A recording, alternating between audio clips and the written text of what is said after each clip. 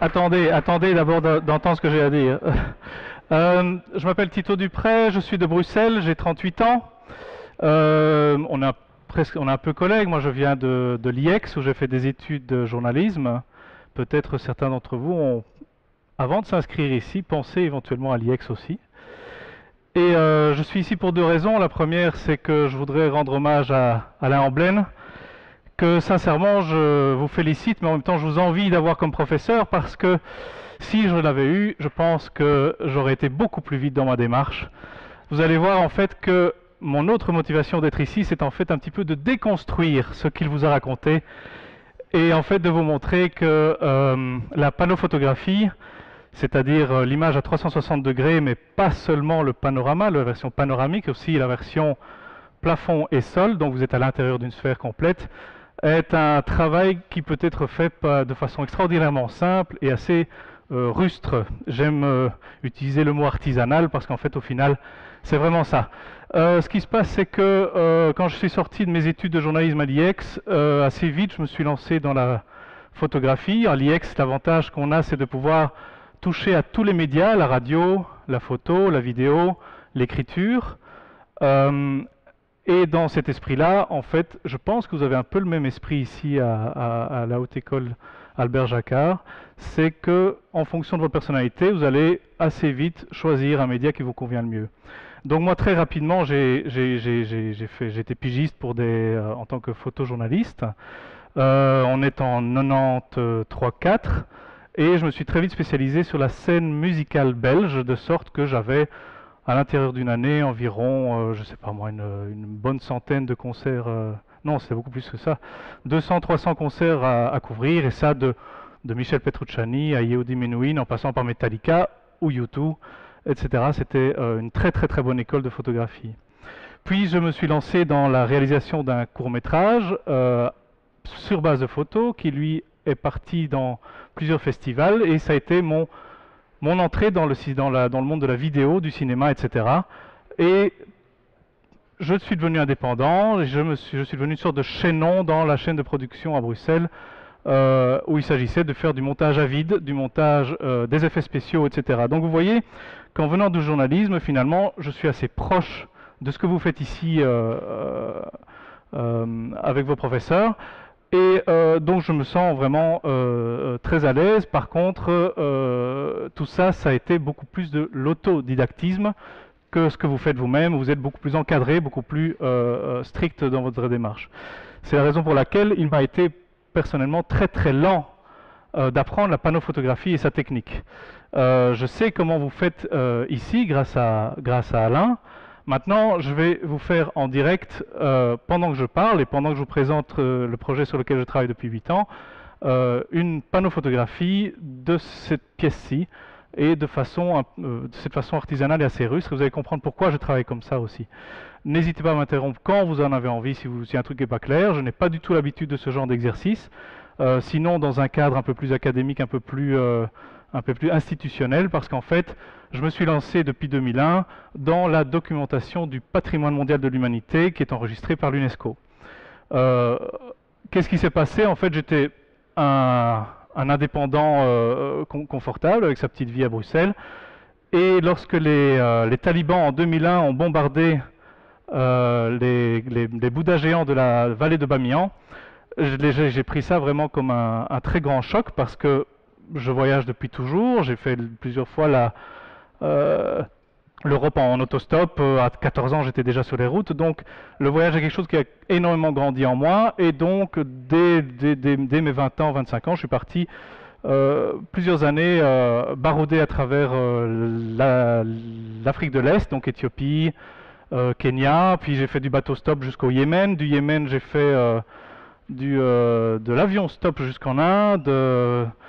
Enfin bon, beaucoup de baroudage, et tout ça a construit en moi en fait une sorte de très grand amour du patrimoine de tous ces pays, puisque c'est logiquement là qu'on se rend quand on visite un pays inconnu.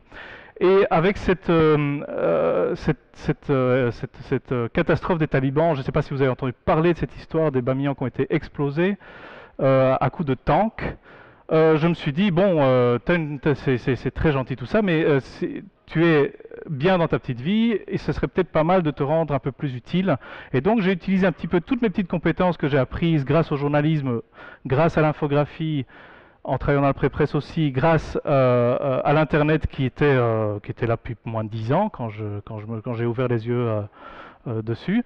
J'ai mis tout ça ensemble, j'ai rassemblé ça dans un sac de cette taille-là et je me suis rendu à Saint-Pétersbourg pour commencer à documenter cette ville de façon un petit peu plus systématique, sachant aussi que ça n'existait pas, c'est-à-dire que aucune institution, aucun pays ne fait ça de façon rigoureuse. Alors je me suis rendu donc, j'ai fait comme ça 7 ou 8 sites du patrimoine mondial de l'UNESCO enregistrés en Russie. Alors de façon assez rapide, le patrimoine mondial, c'est une liste de 878 sites qui sont inscrits de façon annuelle par l'UNESCO et qui représentent le patrimoine qui appartient à nous tous, c'est-à-dire que ce soit la Grande Place de Bruxelles ou la Grande Muraille de Chine ou le Taj Mahal, ce sont des choses qui, selon cette liste, vous appartiennent à vous autant qu'à moi, autant qu'aux autochtones. Donc le principe, c'est que la Grande Place de Bruxelles appartient autant à un Namurois qu'à un Pékinois. Et dans cet esprit-là, dans cette intuition-là, dans cette inspiration-là, je me suis lancé moi-même, en fait, simplement sur la route, à prendre des bus, à prendre des trains, à prendre des taxis, à faire du stop, d'un site à l'autre, sachant qu'il y en a vraiment beaucoup sur la liste, qu'elle grandit chaque année. C'est un travail un peu idéaliste, un petit peu, mais ça a certains conforts dans la mesure où on ne m'en voudra jamais si ça ne termine jamais, parce que c'est tellement énorme comme travail à fournir. Mais le but est vraiment en fait d'apporter aux personnes qui n'ont pas l'occasion de voyager, de se rendre sur place, l'intuition, la compréhension de ces lieux, son environnement. Et pour ça, la panophotographie est vraiment le média par excellence, parce qu'il est léger, parce qu'il est interactif, parce qu'il donne un sentiment d'immersion, et parce que c'est sincèrement, vous allez le voir, c'est un peu la démonstration que je vais vous faire, ça vous donne l'occasion en fait d'y être sans y aller. C'est donc un outil éducatif, c'est un outil de compréhension du lieu, c'est un outil d'appréhension de l'esprit du lieu. Toutes ces choses-là, j'espère les transmettre grâce à ce média. Alors, pour travailler, j'ai un matériel extraordinairement simple. Je prends déjà un monopied, alors que on vous apprend à prendre strictement un trépied, je pense. J'ai ici une tête Manfrotto qui me permet d'avoir un repère tous les 60 degrés pour prendre les photos autour de moi. Oui. Voilà. C'est mieux? Ok. Et l'appareil photo que je vais placer immédiatement sur le pied. Alors qu'est-ce qu'on va faire ensemble? C'est un petit peu de la panophotographie extrême. Pour ça, on va aller d'abord... Je me demande si elle peut pas être un peu fragile quand même, ça. Voilà. En fait, c'est un monopied vidéo, vous allez comprendre pourquoi. On va vite passer sur une image à New York.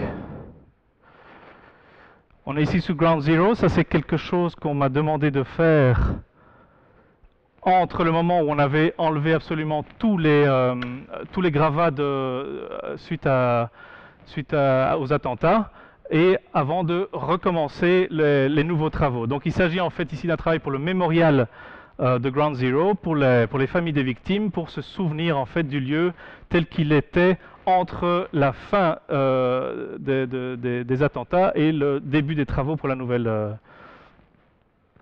Le site que vous avez sous les yeux s'appelle mileunemerveilles.org et je vais me loguer pour avoir accès en fait au plein écran. Et donc ce qu'on va faire ensemble, c'est comprendre comment faire ce genre d'image-ci.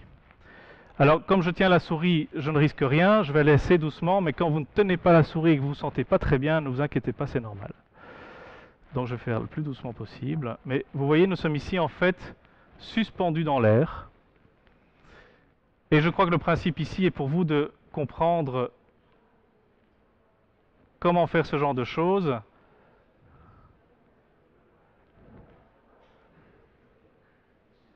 En fait, le monopied que vous voyez ici sortait de ce coin-ci. Et vous voyez que c'est assez rigoureux comme image parce que les droites sont sont sans pitié. Voilà. Vous connaissez certainement, certains d'entre vous connaissent. Alors comment fait-on cette histoire-là? On étend le pied. On le sort par la fenêtre. On fait comme ceci. Alors quand Alain vous explique qu'il faut absolument respecter le point nodal, je ne sais pas si vous avez tous bien pigé le système du point nodal, c'est totalement impossible parce que vous voyez, c'est absolument pas droit. Et moi, qu'est-ce que je vais faire? Je vais mettre un intervallomètre sur l'appareil et je vais faire 8 photos comme ceci. Après ça, je vais relever l'appareil vers le haut et puis aussi le mettre vers le bas pour au bout du compte avoir une image comme ça. Pour que ce soit encore plus clair, je vais en faire une tout de suite. Vous voyez que c'est très basique comme système et qu'avec ça, il y a moyen de faire beaucoup de kilomètres. Alors je vois là qu'on est à 105 ici, 53,5 là, 43,5. Donc je prends en fait plusieurs mesures autour de moi. Ici évidemment, ce qui fait souffrir, c'est qu'on a d'une lumière directement vers l'extérieur et beaucoup d'informations en basse lumière à l'intérieur. Je vais mettre en manuel et retenir ce que j'ai fait pour passer à une lumière intermédiaire. Voyant mes mesures, je vais faire plutôt du 54, voilà. Ensuite, je vais aller dans mes menus. Je vais aller chercher l'intervallomètre. Allez, allons-y. Et en fait, sur le site que vous voyez pour l'instant projeté, il y a pour l'instant 250 sites du patrimoine mondial qui sont inscrits, plus une vingtaine de sites qui sont sur des listes indicatives. En fait, le principe du patrimoine mondial, c'est que les pays proposent des lieux qui méritent vraiment l'attention mondiale. L'origine de la liste est en fait de pouvoir rassembler l'aide internationale pour des sites qui sont en danger et dont la sauvegarde coûterait beaucoup trop cher à un État, tout seul. C'est ce qui s'est passé par exemple le temple de Philae en Égypte, dont le principe a été de le remonter des eaux du Nil parce qu'il allait être noyé par la construction d'un barrage. Donc du coup, l'Égypte n'avait pas du tout les moyens de sauver ce temple, avait l'intention de le noyer, et alors c'est rassembler la communauté internationale, les égyptologues, pour sauver ce lieu. Et donc elle a été complètement déplacée de cette petite île au milieu du Nil, sur le bord du Nil, à une hauteur où il ne serait pas atteint par le barrage. Depuis, ces lieux ont évidemment acquis une importance internationale très importante, comme le Taj Mahal, comme la Grande Muraille, je disais tout à l'heure, mais aussi les beffrois de Belgique, les mines de Spienne, la Grande Place de Bruxelles, tout ça c'est du patrimoine mondial. Mon travail consiste à documenter ces lieux pour pouvoir les apporter sur l'ordinateur de chacun de façon gratuite, en plein écran, et de façon à pouvoir utiliser ça, surtout par des professeurs d'histoire et géographie auprès de leurs élèves, avoir une compréhension vraiment beaucoup plus efficace et moderne, parce qu'en fait on est vraiment entré dans l'ère de plein fouet dans l'ère des ordinateurs et de l'internet. On utilise des outils modernes qui évidemment, ceci est encore à ses débuts, parce que je pense qu'assez vite, et c'est déjà quelque chose qui existe certaines tentatives existent, c'est des versions vidéo mais beaucoup plus lourdes où vous pouvez en effet tourner autour de vous-même, etc. J'ai tenté encore une fois maintenant de faire cette image. C'est curieux comme 5 secondes peuvent paraître longues. Voilà. Voilà. Activé. J'entre. On réessaye. La première, c'est normal. C'est parti. 1, 2, 3, 4, 5, 6,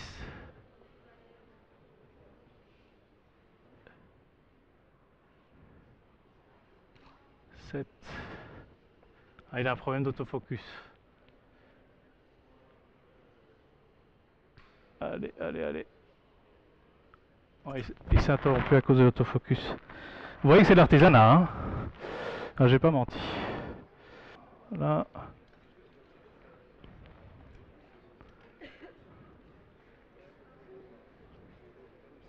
Ok, on va faire comme ça. Je ne vais pas vous faire embêter plus longtemps. J'aurai pas toutes les images, mais c'est déjà pas mal. Alors, pendant que je vais charger ça et vous montrer dans le logiciel comment mettre ces images, je vais vous montrer en fait en quoi ce média peut être, bien entendu, pour vous assez logiquement utilisé dans des jeux vidéo, etc.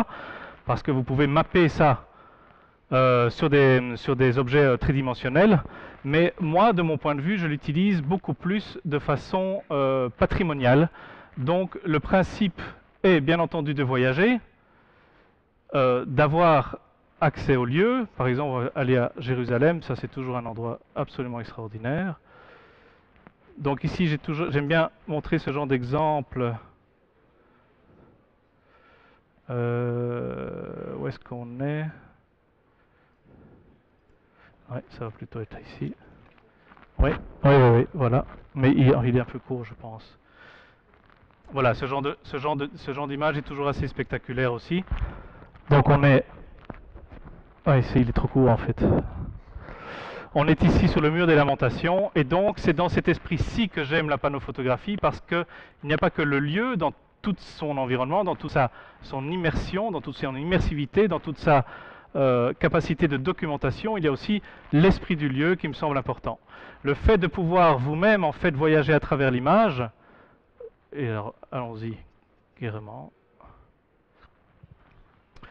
Vous voyez des systèmes de faire un don, c'est parce que tout ça est fait dans le cadre d'une organisation sans but lucratif à Bruxelles, et nous n'avançons que grâce aux dons et à des fondations, etc.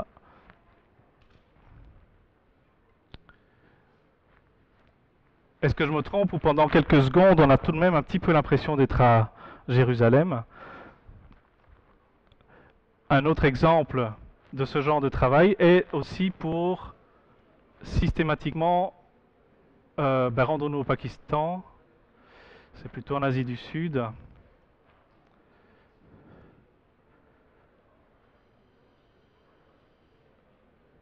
Hop, Pakistan. Ouais, ok, voilà. J'aime beaucoup ce lieu-là parce que je travaille en fait aussi avec une fondation new-yorkaise qui s'appelle World Monuments Fund et qui fait une liste tous les 2 ans des 100 sites les plus en danger. Alors ici, on est au cœur du Pakistan. Nous sommes ici dans un cimetière musulman.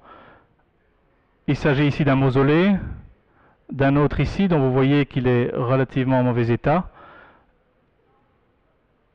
Ici, vous avez vraiment la façade. Ici, on va bien comprendre ce que c'est que le façadisme, mais grâce à ce média, vous voyez vraiment tout l'environnement que vous avez autour de vous.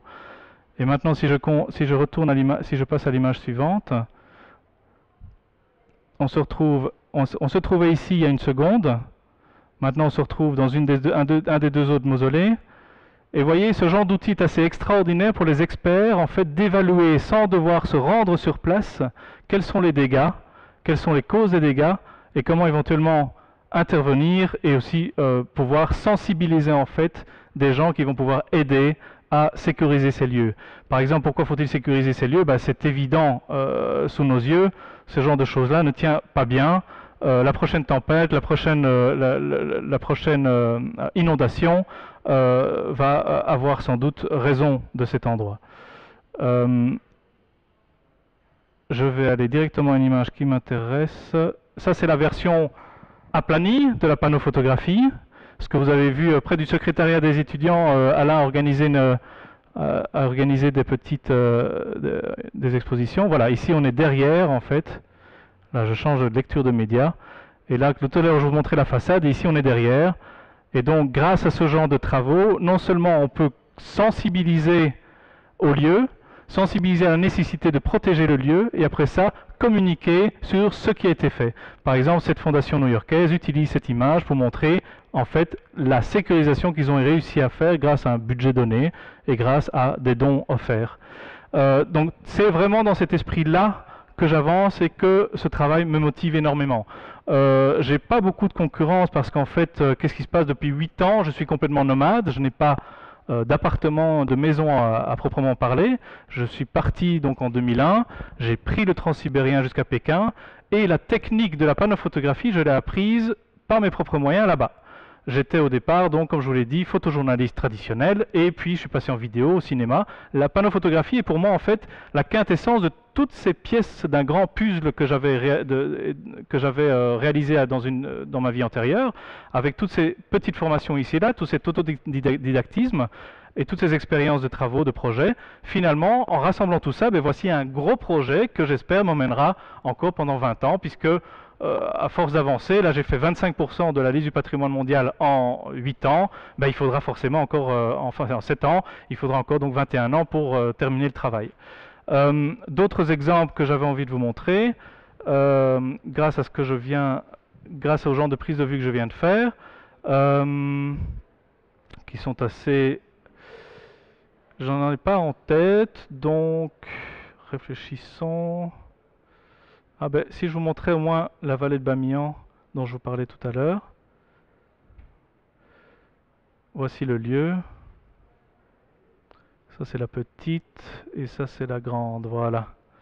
Sans doute vous connaissez cette image, mais pas dans son contexte complet.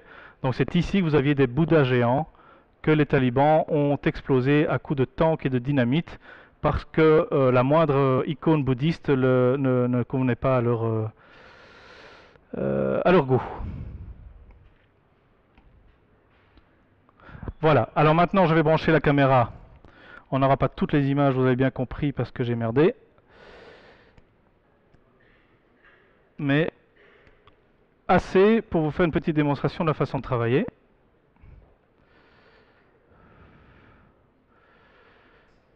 Alors, où est-ce qu'on est? TCICM, je pense que c'est ça. Ça va pas être ça. Ça va être ça. Voilà.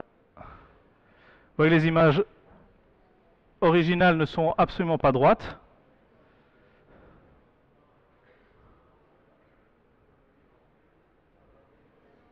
Mais grâce en fait au fait qu'on est avec un fisheye, avec un objectif à très très grand angle, et avec un recouvrement entre les images vraiment...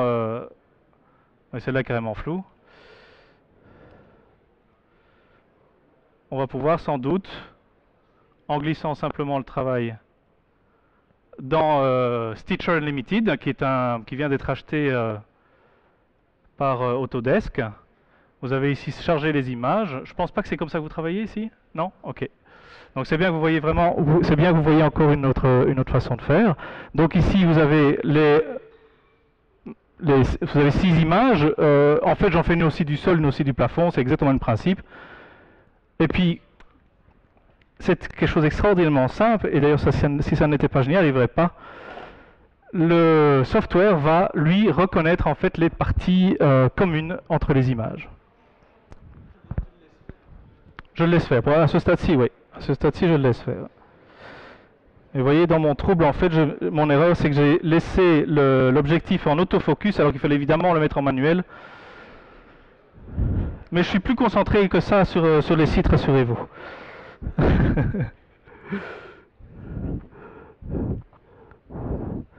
Alors, qu'est-ce qu'il va reconnaître? C'est toujours un petit peu la surprise. Voilà, il commence à monter le bazar. Il les a reconnues toutes les 6. Et alors le point vert suppose qu'en plus il est content. Avec ça, je retourne dans le logiciel. Je vais prendre par exemple cette image-là au son sens. Je vais faire un bet A pour align, pour aligner la chose. Ici j'ai la version aplatie de l'image. Vous voyez qu'il m'en manquait 2. Et comme vous voyez, en fait, tout ça ne me semble pas parfaitement droit, parfaitement équilibré. Donc, je vais un petit peu le corriger moi-même. Une fois que j'ai fait ça, je fais simplement un rendering. Et c'est parti. Alors, ce qui se passe, c'est que le rendering, évidemment, est un petit peu difficile dans ce cas-ci, parce que, vous avez vu, je n'ai absolument pas respecté le travail méthodologique, presque mathématique d'Alain, qui consiste à avoir une grille et un point nodal bien fixe qui permettent en fait d'éviter la parallaxe entre les images. Donc moi, ce que je fais au moment de l'export,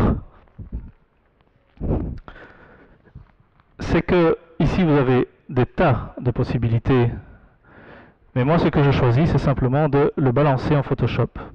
Je ne lui demande pas de faire le blending, je ne lui demande pas d'être intelligent, par contre je lui demande d'être qualitatif. Ici vous avez par défaut la taille maximale que vous pouvez avoir avec les fichiers que vous avez, et ça il le calcule en fonction de chaque appareil, etc. Et puis vous lancez la chose. Alors qu'est-ce que ça fait? Ça fait en fait un export Photoshop avec prédéfini dans le fichier les différentes couches. Et chaque couche représente une image. Et à ce moment-là, une fois dans Photoshop, avec l'outil de transformation, il est possible vraiment de faire un travail d'orfèvrerie. Ça devient de la dentelle de pixels, ça devient de la sculpture de la lumière. Il s'agit vraiment d'associer les images les unes à côté des autres et au bout du compte, d'avoir un résultat absolument impeccable. Même, et ça je le sais par expérience, Alain, n'hésite pas à me contredire, mais même si vous avez un point nodal absolument parfait sur votre appareil et que vous demandez un rendering automatique, vous aurez encore des zones qui sont légèrement blurrées, floues, pas bien collées, et au bout du compte, il y a quand même du travail de Photoshop au bout du compte. En fait, si vous voulez avoir un fichier vraiment le plus parfait possible à la fin, ben, autant tout de suite aller dans Photoshop, moi je trouve, parce qu'en 2 heures, moi je l'ai fait. Mon premier panneau m'a pris 2 jours, maintenant en 2 heures, je vous fais celui-là. Donc c'est vraiment aussi un travail d'expérience, je disais d'artisanat, mais aussi bien entendu, c'est ça qu'il faut bien se dire, j'en ai 2000 dans les pattes, et dans ces conditions-là. Donc forcément, quand c'est le premier, c'est beaucoup de réflexion, oui, ça prend du temps. Mais au bout du compte, comme n'importe quel métier, finalement, avec beaucoup de rigueur, on arrive en fait à ce résultat et à ce site web que je vous encourage à visiter et à partager, puisqu'il s'agit bien entendu, au bout du compte, non pas de servir la panophotographie, mais de servir le patrimoine mondial et de le communiquer autant que possible. Voilà, j'ai été tout à fait brouillon. C'est tout à fait normal, vous avez bien vu comment je faisais mes prises de vue. Maintenant, surtout aidez-moi en posant des questions qui vous intéressent plus précisément, et alors je ferai autant que je puisse pour éclairer la chose. Voilà, merci de votre attention. On peut le faire, mais il va pas être terrible à mon avis. Allons-y. Qu'est-ce que je vais faire? Ah ben, je peux montrer toute la... Parce qu'en fait, je pourrais faire tout de suite un cubique QuickTime-VR, tiens, que je vais faire à un tiers de sa résolution originale. Voilà, on va le faire à 1024. Voilà. On va aller le mettre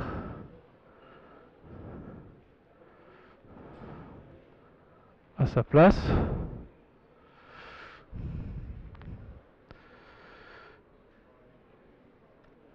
Voilà. Tiens, il ne l'a pas fait.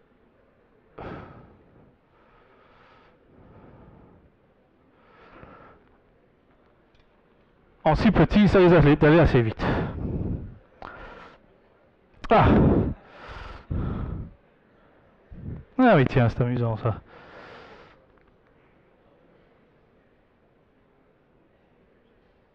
Apparemment, il veut pas que le plugin de QuickTime soit utilisé.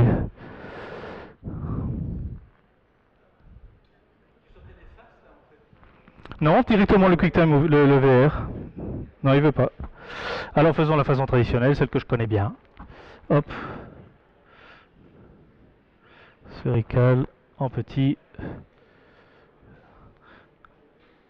On va le faire directement en JPEG. Hop. Là, je fais un fichier vraiment assez petit, Comme ça, en plus, comme ce sera bien compressé, ça risque d'aller assez vite. Il me semble que tout est juste. Voilà.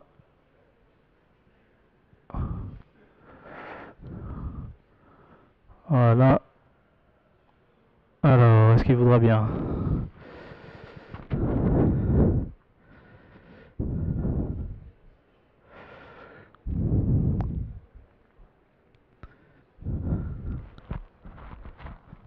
Ok. Apparemment, il est là. Le voici. Maintenant, je le balance dans un petit logiciel australien qui s'appelle Cubic Converter, donc convertisseur cubique.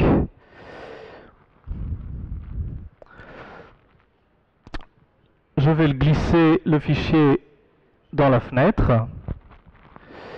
Par défaut, il va me dire ah ben, je vais faire du 1020. Ici, je vais lui dire la taille que je veux au final. Je vais faire une conversion. Là, il fait les 6 faces d'un cube. Voilà. Je vais sauver ça. Et puis, on va regarder le résultat tout de suite.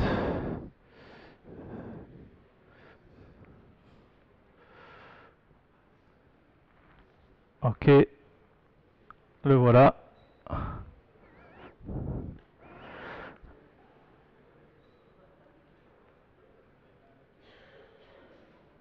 Les photos qui manquent. Et vous voyez ici par exemple, comme c'est blurré, ou encore ici c'est de façon plus évidente, ça c'est le genre de choses qui évidemment ne passent pas au final. Et donc c'est pour ça que je fais un export Photoshop. Ceci en fait me permet, moi je le fais à la main, je prends une seule des deux versions du personnage et j'enlève celle qui qui se confond avec l'autre. Vous voyez que c'est assez efficace, assez simple, mais au bout du compte, si vous voulez avoir un fichier vraiment très très propre, qui comprend bien entendu le plafond ainsi que toutes ces images, ben, il faut un peu de concentration et pas mal de travail après. Donc la prise de vue prend environ 1 minute, le post-traitement 2 heures, et après ça il faut mettre ça sur le site et puis surtout prévenir votre public que c'est là pour qu'ils puissent en profiter. J'espère qu'à la deuxième présentation je ferai une meilleure image que ça. Voilà.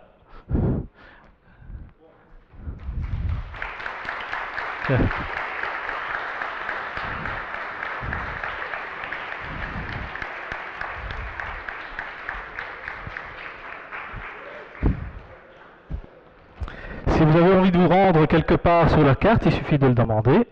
Hop. Alors on quitte tout ça. Hop. Je vais... Voilà.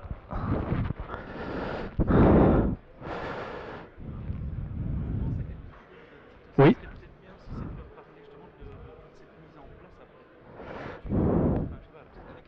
Oui, je propose qu'on passe aux questions. Alors, allons sur la carte.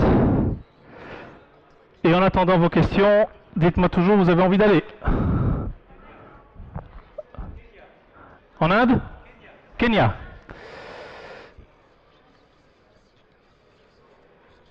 Où ça au Kenya? Alors, qu'est-ce qu'on a? On a le lac Turkana. On a le mont Kenya. On a la ville de Lamu, qui est un héritage islamo-swahili assez extraordinaire, et la ville de Mombasa. Mombasa, eh ben, c'est intéressant que tu choisisses ça parce que ça, ce n'est pas sur la liste du patrimoine mondial. Ils aimeraient bien, le Kenya aimerait bien, mais moi je me suis rendu sur place et je me suis dit, mais ils ont vraiment un très gros travail de conservation à faire, parce que par exemple, qu'est-ce qu'on voit? Et c'est ici que vous allez vous rendre compte que mon travail ne se concentre pas sur le fait d'être beau, mais surtout informatif.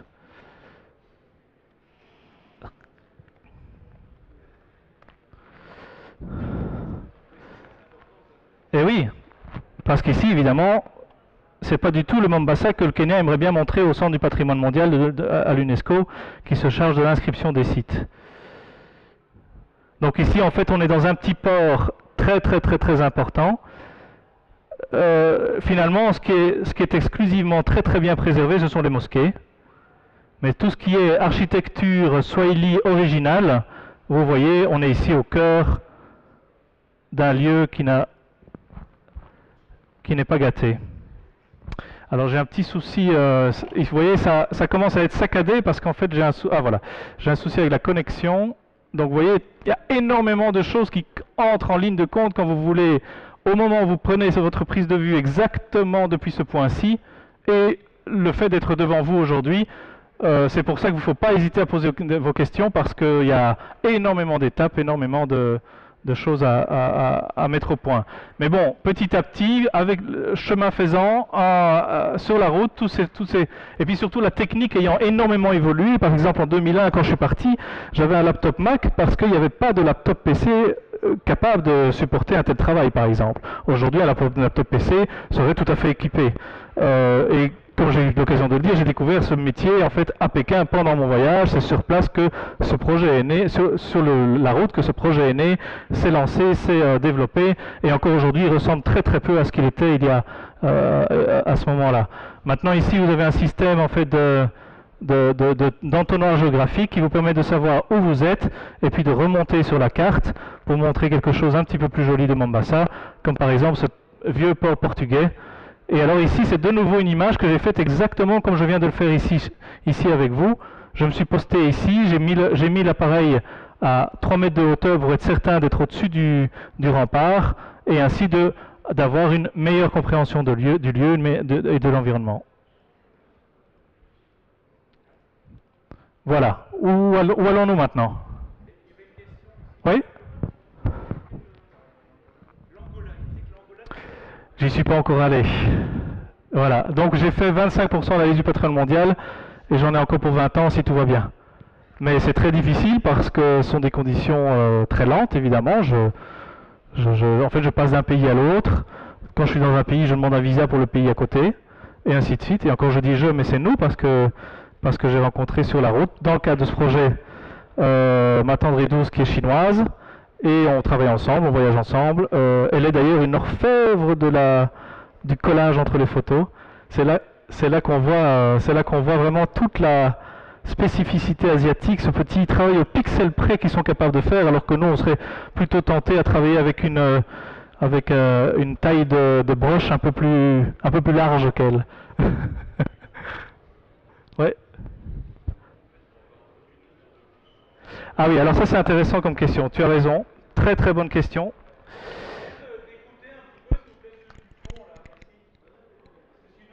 La question est comment est-ce qu'on fait pour retirer l'ombre? Et c'est vrai que dans un lieu comme Mombasa, c'est extrêmement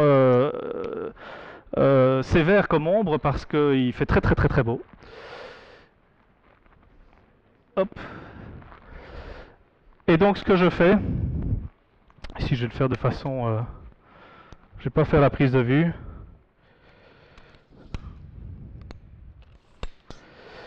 Donc ce que je fais généralement, c'est que je prends l'image à hauteur d'homme, à hauteur de mon visage, parce qu'en fait l'architecture est faite pour être vue à hauteur d'homme. Donc la plupart du temps, je travaille vraiment comme ceci. Et le principe est que l'appareil représente votre tête. Alors ça arrive souvent, je vais essayer de me mettre où on voit bien l'ombre. On ne la voit pas bien ici, on est vraiment bien éclairé, je trouve. Bref, c'est extrêmement simple. En fait, une fois que j'ai fait mon tour, ici j'ai cette tête qui me permet d'avoir une petite encoche tous les 60 degrés. Tous les 60 degrés, je fais mes images. Quand je travaille comme ça, j'en ai besoin que de 6. Quand je travaille, comme j'ai montré tout à l'heure, j'en ai besoin de 8 pour avoir plus de recouvrement. C'est beaucoup plus de sécurité au bout du compte pour le logiciel derrière. Une fois que ceci est fait, eh bien, pour le sol, et en fait mes pieds sont dedans, et probablement mon ombre portée également. Donc en fonction de là où se trouve mon ombre, je vais me placer soit là, soit là. Je me place ici, Mon ombre est donc portée ici et plus là-bas. Je fais une autre image. Avec ces deux fichiers, on a tout le sol, pas d'ombre. C'est aussi simple que ça. Le plafond, voilà, vous avez compris. Et en fait, le truc, c'est que l'image, le fisheye recouvre tellement que ça vous laisse un champ de travail entre les images, un recouvrement tellement suffisant qu'au bout du compte, bah, il n'arrive jamais que j'ai un fichier foiré. Ouais. Voilà, alors pour 3 mètres de hauteur, c'est pour ça que j'ai amené le matériel, parce que pour l'expliquer c'est difficile. Mais tu vois, tu mets le retardateur, t'attends 5 secondes, clic-clac. Et alors pour le sol, y compris l'ombre, hein. Là je vise dans mon machin pour avoir, je le baisse de quelques degrés pour en fait toucher le pied du monopied. Je vérifie que tout ça tient bien parce que ça me ferait... Oui, j'ai bien fait de vérifier. Voilà. Ok. Un autre retardateur. Je fais un pas comme ceci. Je repère où se trouve mon point de vision. C'est un peu comme au tennis, il faut regarder où tu vas envoyer la balle plutôt que regarder la balle. Tu te places comme ceci. Et tu vois, tu as le double niveau. Tu mets le retardateur. Tu te places une fois comme ceci. Et tu serais étonné à quel point c'est juste. On est loin, loin, loin de l'enseignement d'Alain, je pense. Ça fait une. Je me remets, j'ai évidemment un repère au sol, comme au cinéma. Je me mets à un autre endroit ici. Et vous allez voir. C'est tout con, mais ça marche. Et donc le message en fait de cette façon de travailler, c'est que le sujet l'emporte sur la technique. Moi j'ai besoin de travailler de façon aussi légère, aussi rapide, aussi fluide, pour plusieurs raisons. Parce que plus tu as de matériel, plus tu as l'air professionnel, plus tu as l'air professionnel, plus tu as de problèmes avec les autorisations, avec les gardiens, et avec l'installation. Ça prend plus de temps. Or, moi je suis un témoin de tout ce patrimoine, je n'existe pas, tu vois, tu as une image où tu es partout, mais tu ne verras jamais la moindre trace de moi-même, parce que le principe est vraiment que le visualisateur, donc la personne sur le web, soit présente. Et pour cela, c'est n'importe qui. Donc je préfère travailler en touriste qu'en journaliste accrédité. Je préfère travailler en touriste qu'en invité, parce que j'ai accès en fait au lieu tel qu'il est. Parce que ça fait partie en fait de la culture même du lieu.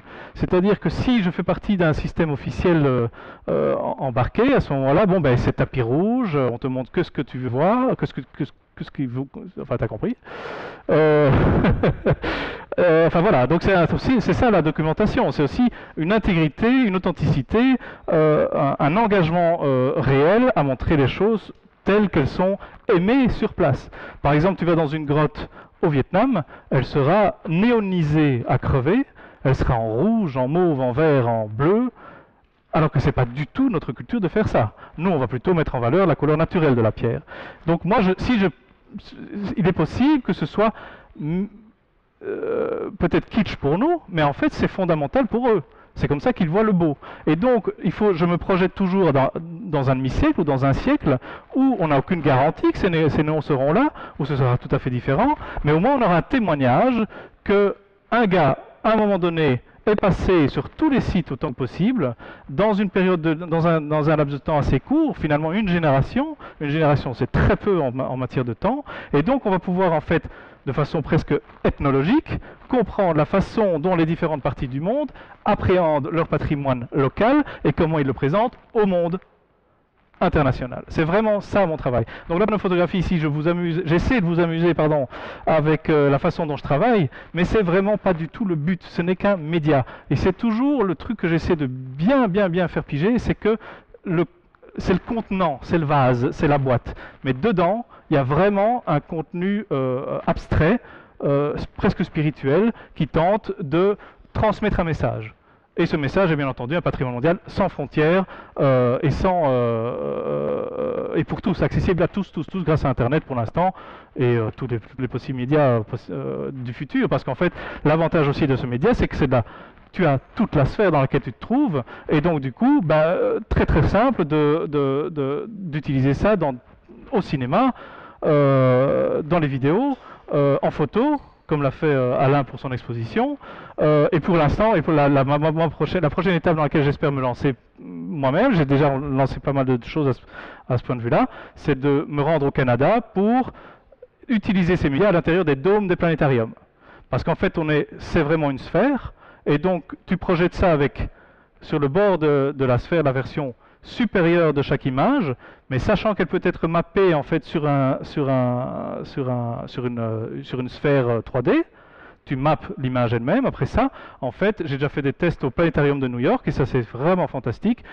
Quand j'étais sous ce dôme, je me suis dit maintenant je comprends pourquoi je suis tellement. C'est spectaculaire, c'est monumental et ça rend vraiment au lieu tout son but initial, c'est-à-dire d'impressionner, de partager, de rassembler. C'est souvent des mausolées, c'est souvent des églises, c'est souvent des mosquées, c'est souvent des lieux publics, fondamentalement publics, et dont le but est vraiment de s'adresser au public. Et c'est vraiment dans cet esprit-là que je suis une sorte de transmetteur de ce patrimoine. Parce que bon, je ne sais pas combien d'entre vous se rendront en Afghanistan pour visiter la vallée de Bamiyan. Peu à mon avis, mais au moins c'est là. Un peu tard, j'aurais préféré que ce soit avant que les Bouddhas tombent, mais voilà.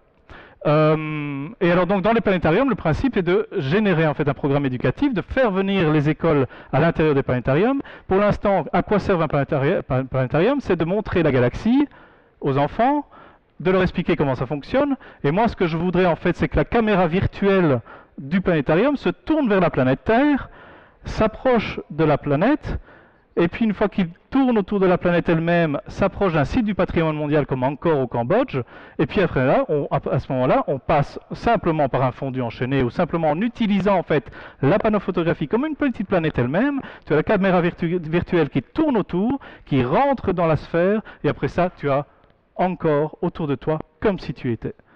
Voilà, c'est vers cela que je vais pour l'instant, du moins je l'espère, parce que là, évidemment, je ne peux pas faire ça tout seul, j'ai pas les moyens de m'acheter un planétarium.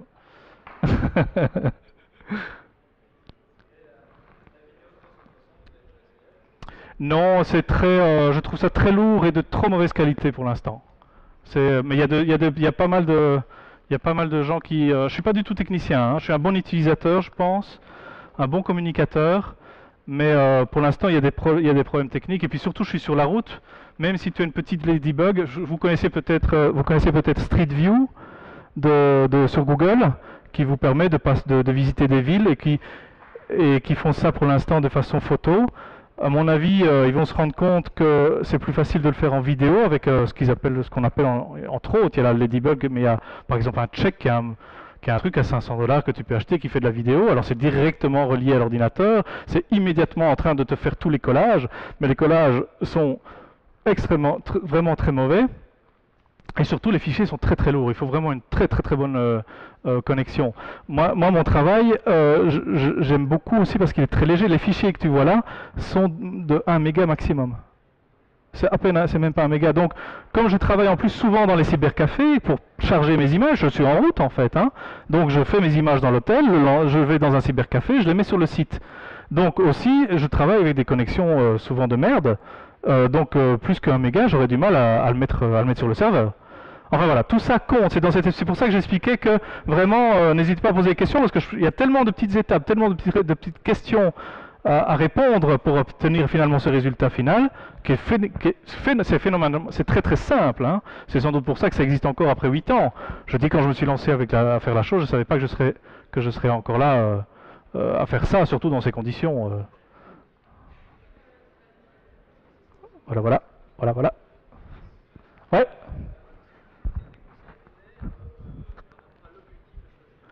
Ah, l'objectif à choisir. Ben, ça tombe bien, je suis en train d'en chercher un.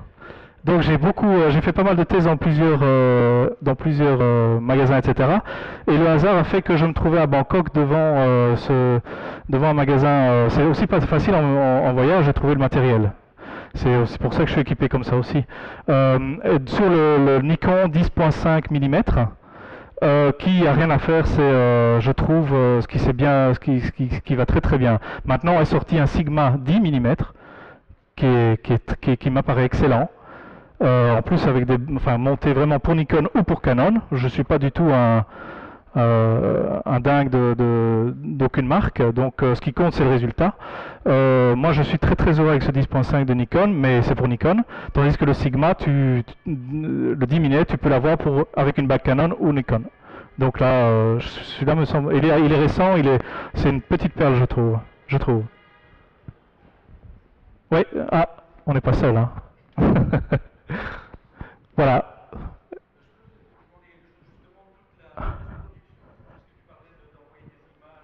Oui. Oui, alors ça, oui, c'est bien que tu le rappelles, ça, c'est important, parce qu'en fait, le site que vous voyez tel qu'il est là, ce qui est très intéressant, c'est que ça a été développé par un de vos anciens, ici à l'HEAJ. Benjamin Toussaint, en fait, était en Espagne au moment où je me trouvais moi-même en Chine. Et donc, des nuits durant pour moi, puisqu'il fallait s'accorder pour les horaires, et des journées durant pour lui, parce qu'en fait, il était là, accompagnant sa copine qui était à Erasmus. Donc, il avait une petite fenêtre de travail. Et ensemble, via Skype, on a développé, en fait, le site que vous avez sous les yeux. Donc, moi, en gros, ce que je fais, c'est l'interface. Et il y a un très très gros travail de développement derrière qui, à mon avis, doit certainement en intéresser certains chez vous. Et ça, c'est en effet intéressant dans la mesure où je vais pouvoir vous montrer où sont mes bookmarks. Voilà. Alors, je dois être ici. Et là, je vais vous montrer comment se passe l'administration. L'administration en coulisses, en fait, du site. Vous avez deux formulaires. Un qui reprend la liste des sites, ça c'est un RSS qui vient de l'UNESCO, le numéro correspond à celui de l'UNESCO. Allons sur un site que j'ai déjà fait, par exemple celui-là je viens de le mettre en ligne, c'est le 15e site qui a été inscrit sur la liste du patrimoine mondial. À propos de ce site, j'ai ici un formulaire qui me permet en fait de dire quand a eu lieu le shooting, si j'ai envie que ce site soit public ou pas encore, quel genre de site il s'agit, si c'est UNESCO, si c'est World Monument Fund ou si c'est une initiative personnelle, si c'est un site naturel, culturel ou mixte. Vous avez une notion de copyright, vous avez le titre du site et une description. Ça, c'est immédiatement pêché dans le RSS de l'UNESCO. Ensuite, par un système de Dropbox sur le serveur, j'envoie les views elles-mêmes. Les views elles-mêmes, en fait, sont nommées de façon assez rigoureuse, parce qu'en fait, j'ai plusieurs versions, et vous l'avez sans doute vu. Alors, on est où? C'est pas là. Tiens, je devrais avoir un tab quelque part. Bon, peu importe. Voilà. Ici. Alors ici, c'est rigolo, parce qu'on est à l'intérieur d'un de ces pick-up. Vous voyez, ce genre d'image n'est pas simple à faire, évidemment. Être à l'intérieur d'une voiture et montrer l'extérieur. Donc là, ici, en matière de lumière, par exemple, c'est vraiment très très difficile. Donc, je disais, les médias que j'envoie dans la Dropbox, c'est un QuickTime. Le flash que vous voyez à l'instant, en fait, traduit en direct le QuickTime en flash, pour ceux qui ne veulent pas QuickTime. Ici, vous avez une version que j'appelle print. Et ici, vous avez une version, mais alors là, il faut que je me log pour que vous la voyez. Je trouve que le délog est un peu rapide, mais bon, voilà. Une version cube. Et le principe, c'est que vous imprimez ça à la maison et avec un gamin, vous construisez un petit cube. C'est une des incroyables possibilités de ce média tout à fait complet, c'est de pouvoir se traduire dans un nombre de formes extraordinaires. Là, j'ai fait un cube, mais ça pourrait être toutes les faces d'un ballon de foot si on a envie. Ou ça pourrait être un abat-jour, enfin n'importe quoi, puisque cela s'y prête complètement. Et donc, j'ai la Dropbox. Dans la Dropbox, je mets un QuickTime en haute résolution, celui que vous avez lorsque vous êtes logué sur le site. Un QuickTime en basse résolution, celui que vous avez lorsque vous n'êtes pas logué, qui est plus petit, plus léger. Vous avez la version print que je vous ai montré, cette version cube. Maintenant, on est en train de changer ça pour pouvoir tout faire à partir d'un seul et unique fichier pour que ce soit le serveur qui se charge de tout ce travail. Pour l'instant, c'est fait comme ça. Et une fois que c'est mis dans la Dropbox, immédiatement, ça part au site. Et vous voyez, toutes les vues sont ici. Ici, par exemple, on en a 35 en tout. J'en prends une au hasard. Ça m'ouvre un autre formulaire. Le voilà. Et c'est là que je dis en fait le titre de cette vue-là. Et que surtout je la contextualise dans hop là, ouais, ici. Pour la contextualiser dans cette espèce d'entonnoir géographique, on passe par ce formulaire-là. Alors, où est-ce qu'on est? Voilà. Ici, vous avez gestion des zones. Et vous voyez, tout simplement, je pars de la Terre. Si je n'ai pas encore le continent, j'ajoute simplement une zone ici. Il va me dire modifier la zone Earth. Et par exemple, pour se rendre ici en Belgique, à Namur, il faudrait faire Europe, Benelux, Belgique. Et je devrais ajouter une zone Namur. Là, on est à Spienne, et on arrive au bout du compte à la vue Spienne, qui correspond en fait à sa propre ID. Et donc après ça, le serveur va chercher toute l'information qui est rapport à cette vue, à savoir son titre, sa zone, sa description, etc., etc.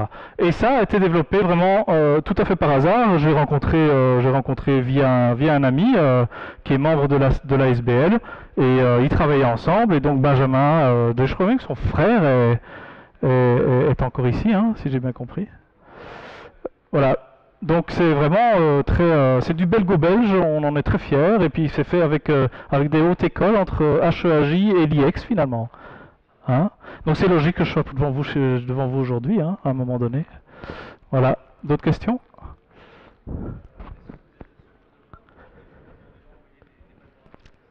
Alors pour l'instant, je suis malheureusement le seul. Moi, j'aime me consacrer aux pays difficiles parce que les lieux sont plus en danger là-bas que chez nous.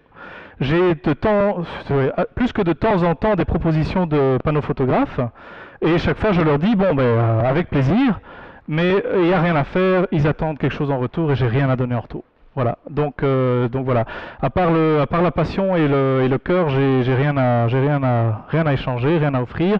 Et comme c'est pas tellement un bon outil de publicité en tant que panneau photographe soi-même, parce que le nom n'est pas tellement mis en valeur, ces choses-là, etc. Mais tout ça, je voudrais le développer, et tout ça, je cherche une équipe. Je ne suis pas développeur moi-même, donc tout ça, et je me demande si je ne vais pas un petit peu demander à Alain de me présenter votre équipe de web développeurs pour pourquoi pas faire de ce projet un laboratoire de développement ici à la HEAJ, parce qu'il y a énormément d'idées en cours. Je peux vous montrer en fait ce qu'on a en tête pour l'instant. C'est vraiment un autre... voilà. Ceci serait le nouveau site. Et le principe, en fait, est de joindre bout à bout toutes les listes du patrimoine mondial de l'homme et la biosphère, le patrimoine intangible, les listes indicatives qui circulent à travers le monde, ainsi que le World Monuments Fund. Le principe est de pouvoir en fait rassembler toutes ces listes et de permettre aux surfeurs de choisir celle qu'il veut voir d'abord. Et avec un système de dons par site, une fois qu'on a atteint une certaine somme, soit on envoie quelqu'un, soit j'y vais moi-même, et alors on le met en ligne. Parce que pour l'instant, tout ça a été fait vraiment de façon très artisanale. Pendant 5 ans, j'ai travaillé avec une fondation new-yorkaise que je ne cesse de remercier. C'est grâce à elle qu'on a pu faire 25% de la liste. Mais maintenant, il faut trouver un nouveau modèle, parce que moi-même, je vais être papa, donc je ne peux pas être aussi libre dans mes déplacements. Et puis surtout, je voudrais créer une sorte de dynamique, créer en effet l'intervention de... Là, le dernier email que j'ai reçu, c'est un panneau photographe de Roumanie. Mais bon, même il ne veut pas être payé, mais il voudrait au moins que ses frais soient pris en charge, ce que je ne peux pas faire non plus. Donc on est vraiment bloqué uniquement par les sous, mais le potentiel, les idées, tout y est vraiment à fond.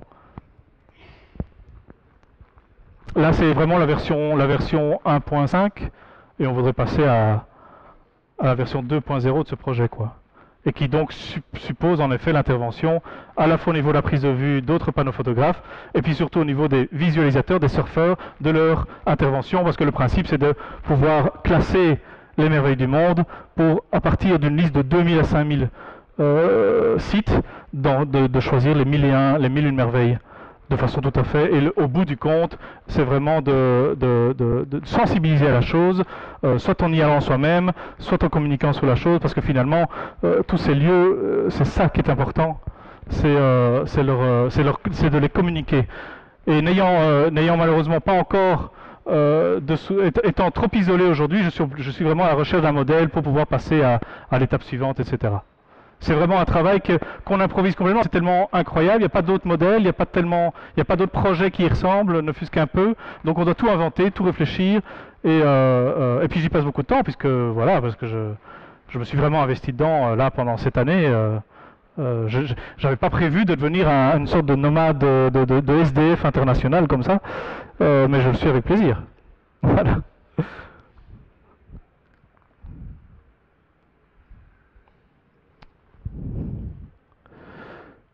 Voilà.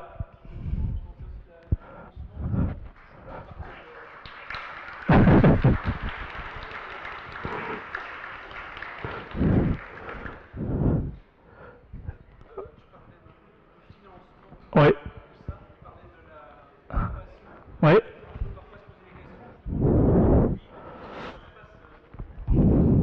Eh bien, donc la fondation m'a donné trois fois de généreux dons qui au tout, en 8 ans, ont totalisé 140 000 $. Et tout cela a permis à payer les frais.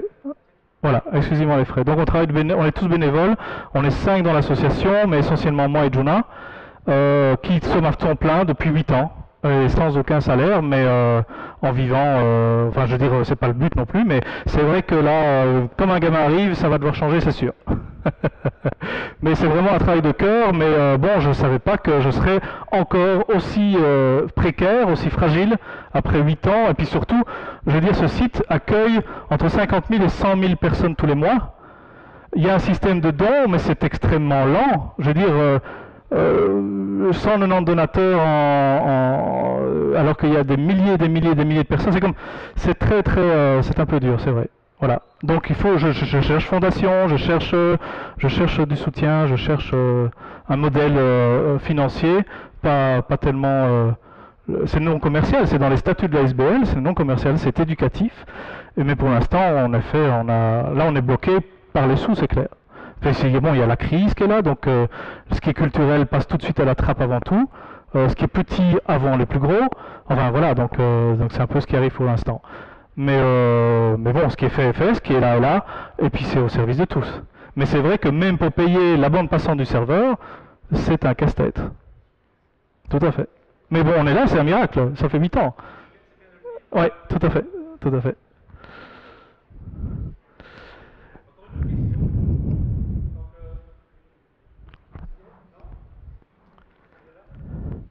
Bien, merci de votre attention. Bon après-midi, et puis pensez aux fermiers.